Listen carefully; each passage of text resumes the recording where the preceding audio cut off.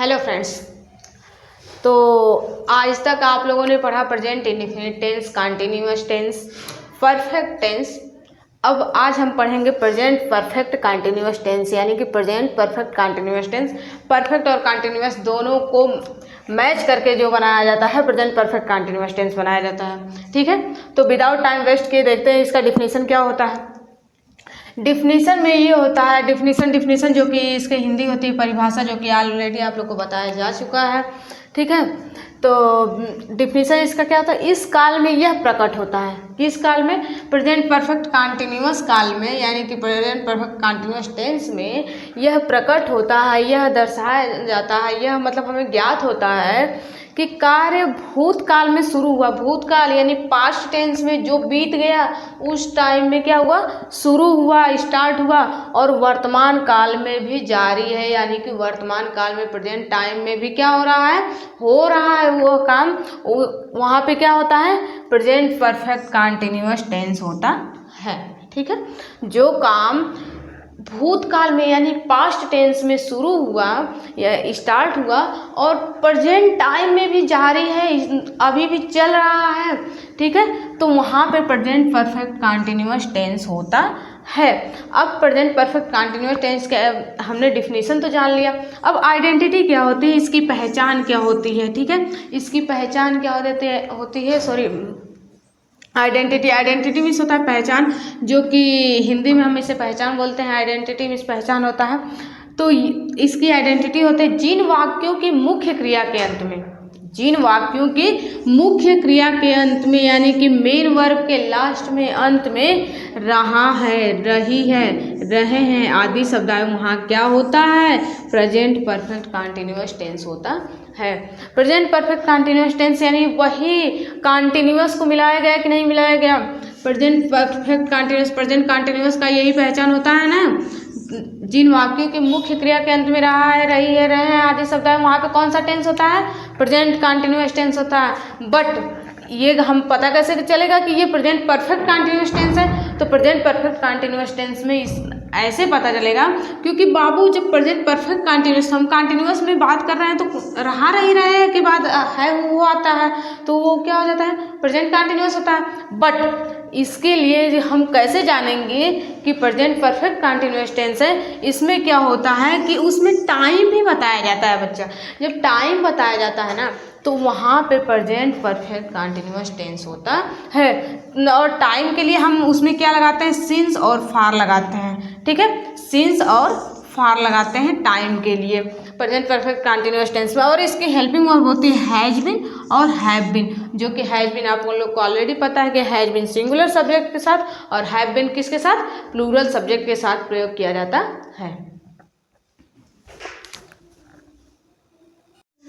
तो अब तक तो डिफिनीशन पढ़े और आइडेंटिटी पढ़े। अब देखिए कि अफर्मेटिव सेंटेंस कैसे बनाया जाता है, प्रेजेंट परफेक्ट टेंस का सेंटेंस कैसे बनाया जाता है। अफर्मेटिव सेंटेंस जो कि आप लोग को ऑलरेडी बताया गया है कि इसका मतलब होता है साधारण वाक्य। ठीक है, अफर्मेटिव सेंटेंस का हिंदी होता है साधारण वाक्य। ठीक है, साधारण वाक्य में सबसे पहले तो हम विदाउट रूल के तो हम कोई भी टेंस नहीं बना सकते हैं ना, कोई भी सेंटेंसेज विदाउट रूल के हम नहीं बना सकते हैं, चाहे वो अफर्मेटिव हो, निगेटिव हो या इंटरोगेटिव हो। तो रूल देखते हैं कि अफर्मेटिव सेंटेंस का रूल क्या होता है। रूल में सबसे पहले बाबू सब्जेक्ट लिखते हैं, फिर उसके बाद हैज बीन या हैव बीन। तो आप लोग को ऑलरेडी बताया गया है कि हैज बीन सिंगुलर के साथ और सिंगुलर सब्जेक्ट के साथ। ठीक है, हैज बीन सिंगुलर सब्जेक्ट के साथ और हैव बीन क्या होता है, प्लूरल सब्जेक्ट के साथ यूज किया जाता है। ठीक है, लगाया जाता है। उसके बाद एम बी फर्स्ट यानी कि मुख्य क्रिया का पहला रूप, फिर उसके बाद उसमें आईएनजी जोड़ देते हैं। आप लोग को कन्फ्यूजन ना हो इसलिए हम am be first plus ING, नहीं तो हम डायरेक्ट लिख सकते थे कि एम बी फोर्थ भी लिख सकते थे। एम बी फोर्थ डायरेक्ट लिख सकते थे, एम बी फोर्थ यानी कि मुख्य क्रिया का चौथा रूप। फिर उसके बाद अदर वर्ड यानी कि जो भी बचा कुचा वर्ड होता है उसे लिख देते हैं। फिर उसके बाद हम क्या करते हैं, सिंस या फॉर लगाते हैं। सिंस या फॉर टाइम के लिए तो सिंस या फॉर लगा देते हैं। तो सिंस या फॉर के बाद उसके बाद जो भी टाइमिंग हमें दिया होता है वो लिख देते हैं। अब नोट हमने लिखा हुआ, नोट क्यों लिखा हुआ है? क्योंकि बाबू सिंस या फार तो हमने बता दिया कि सिंस या फार लगाते हैं, लेकिन क्यों लगाते हैं, सॉरी कहाँ लगाते हैं, कब लगाते हैं, कैसे लगाते हैं, ये तो हमने नहीं बताया ना। तो चलिए नोट में देखते हैं कि सिंस का यूज कहाँ किया जाता है और फार का यूज कहाँ किया जाता है। तो सिंस का यूज बाबू, सिंस का यूज यानी सिंस का प्रयोग निश्चित समय के लिए, कन्फर्म जो समय हो, निश्चित समय के लिए हम किसका यूज करते हैं? सिंस का यूज करते हैं, यानी सिंस का प्रयोग करते हैं। एग्जाम्पल में भी देख सकते हैं आप, सिंस मंडे, यानी कि हमें कंफर्म है ना कि सोमवार से जो भी काम किया जा रहा है सोमवार से किया जा रहा है। सिंस 2000, ये भी कंफर्म है कि 2000 से किया जा रहा है। सिंस मॉर्निंग, सुबह से। सिंस 4 o'clock, यानी कि 4 बजे से। ऐसे करके हम क्या कर सकते हैं, ऐसे वर्ड अगर आते हैं यानी कि दिन का नाम, डेज का नाम हो, या फिर उसके बाद मतलब सन हो, जो भी सन आपको बताया गया है वहाँ पे 2000 मतलब सिंस का यूज करते हैं। फिर सुबह शाम या दोपहर जो भी है, सुबह शाम दोपहर, मतलब कि ये नहीं कि दवा खाने की बात की जा रही है, सुबह शाम या दोपहर जब भी उस आए तो वहाँ पे भी हम सिंस का यूज करते हैं। और टाइमिंग के बारे में पता हो तब भी हम क्या करते हैं, सिंस का यूज करते हैं।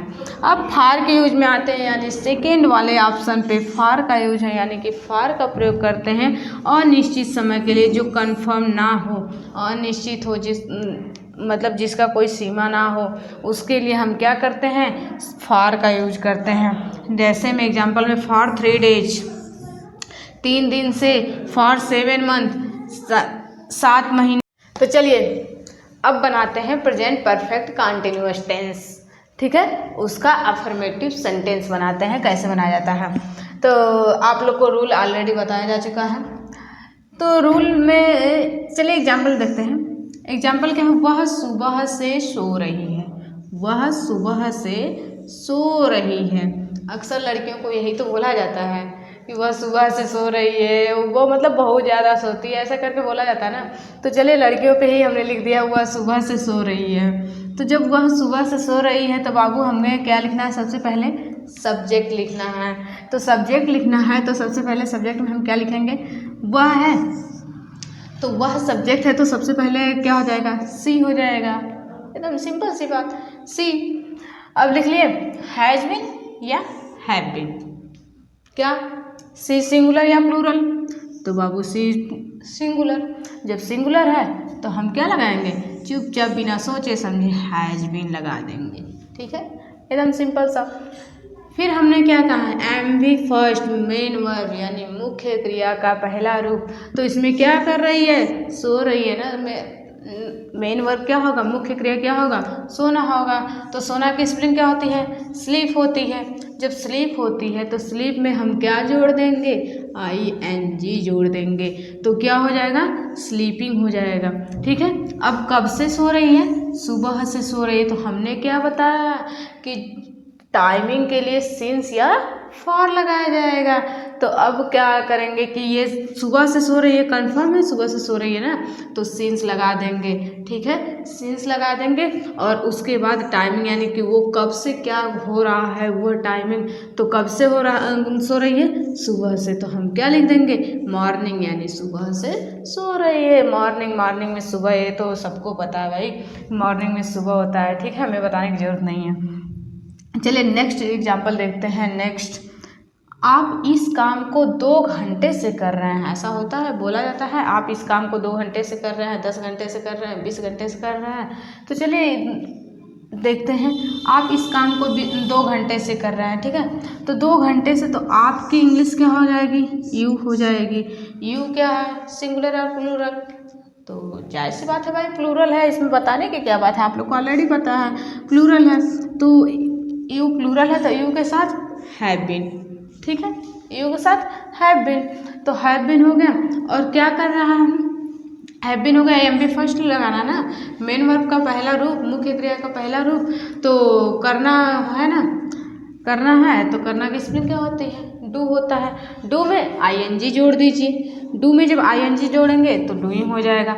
और किस काम को, इस काम को, ठीक है, इस काम को 2 घंटे से करें, तो इस काम का मतलब दिस वर्क, इसका ही इंग्लिश होता है दिस, और काम का वर्क, ये तो सबको पता है, आप लोग को भी पता है। ठीक है, दिस वर्क हो गया। अब कब से काम हो रहा है? 2 घंटे से। 2 घंटे से, तो 2 घंटे से काम जब किया जा रहा है तो सिंस या फॉर, क्योंकि अनिश्चित है ये। ठीक है, कंफर्म नहीं है, अनिश्चित है, तो हम क्या लगा देंगे यहाँ पे? फॉर लगा देंगे। और कितने टाइम्स भाई? 2 घंटे से, तो 2 घंटे से तो 2 आवर्स हो जाएगा ना। हमने क्या बोला रूल में? लास्ट में टाइम लिखना है, तो 2 घंटे से तो लास्ट में ही तो टाइम हुआ। और ये चीज़ याद रखिएगा, से जो है आपका, से के लिए ही सिंस या फॉर लगाया जा रहा है। ठीक है, चलिए।